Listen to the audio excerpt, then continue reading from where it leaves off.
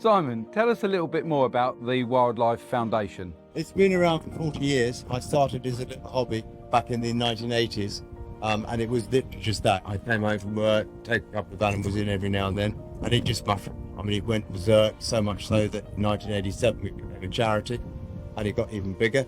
And since then, it's got ridiculous. I mean, we had 1 or 2 volunteers in those days. Now we've got a chain of 400 volunteers. Amazing. And we work 24/7. So it's a bit big. We're here basically to rescue wildlife and get it back out to the wild as quick as we can. We're not species specific. Any wildlife comes in, we will do anything to try to get it back out there. How long it takes us to go back out, that's what we get. Fantastic. Tell us a little bit about the charity and the goals of the project that's set aside along the River Mole, please. The new site, really, we want to go a lot further. What we do here is the heart and soul of wildlife aid, and it will be. But I want children to understand why we need wildlife, why we need habitat, why we need invertebrates, why we need all these things, because it's all just one big food chain, really. If that food chain breaks anywhere along the line, we as a species aren't going to be here. I mean, in my mind now, man is the most invasive species on this planet, which is quite sad. But so if we can not only do what we do, but show kids what we do, show them how it works, and show them what a beautiful wetland area can look like and all the animals that come and visit it, they'll begin to get a feeling and hopefully be inspired to take it through to their children, their children's children, and so forth. By then I should be long dead. Hope not. Simon, this idea of IDOT, tell me a little bit more about it. What's involved? I think it's important for children to see the whole thing. When we started, as I said, we just looked after animals. But the more I travelled, the more I went all over the world shooting with different wildlife in different countries, it became really apparent that 99% of the accidents that animals encounter are due to man.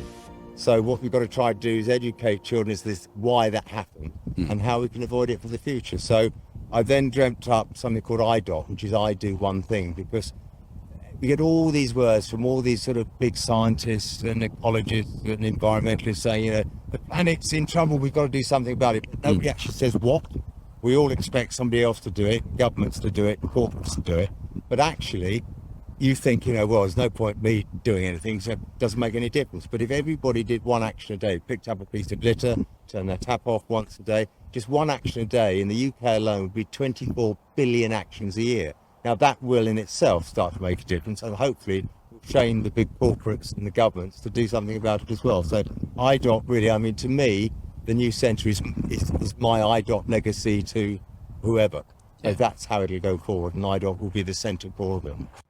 Freemasons normally, or Freemasonry in general, normally support charities that involve vulnerable children, illnesses, hospices. Why should Surrey Freemasons support this project? Well, for a start, I'm very vulnerable because I'm so old.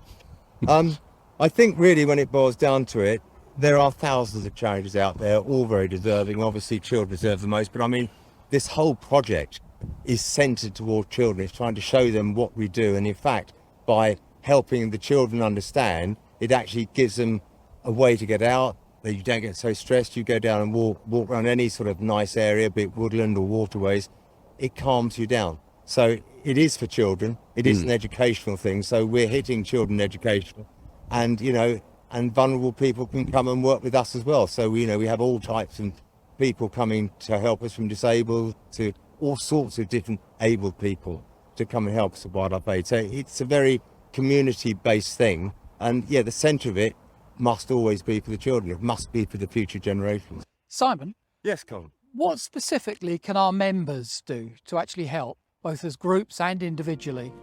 It's a very easy question to ask, and the answer is huge, because literally anything they do will be helpful to us. Obviously, money always makes any charity work. We need volunteers, we need people doing all sorts of jobs around here, we need people spreading the word about IDOT, so we need ambassadors out there. If all your members, for instance, did an IDOT, and part of their IDOT was to get another one person to do an IDOT, that again would expand IDOT out so people would understand more. So there's so many things, to be honest. I mean, charities always ask for help. Yes, money is the root of all evil, actually, but it's also the root of us being successful going forward. But yes, they can actually get involved in any way, shape or form they want to. They can do fundraising of any sort.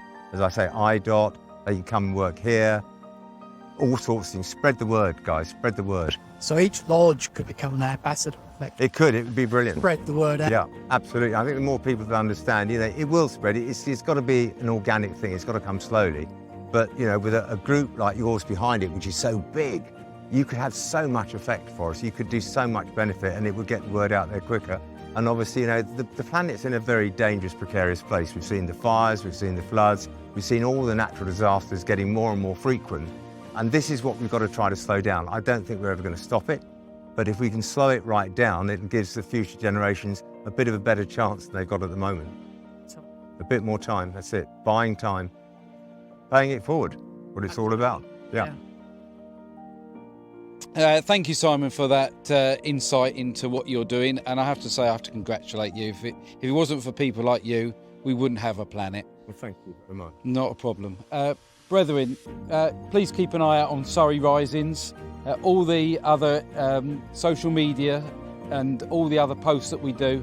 It is vital that we support Simon and this project for our future. We are planning to plant trees, and that's a legacy for Surrey Freemasons and something that you can all be very proud of. Thank you very much, brethren, and thank you for your time.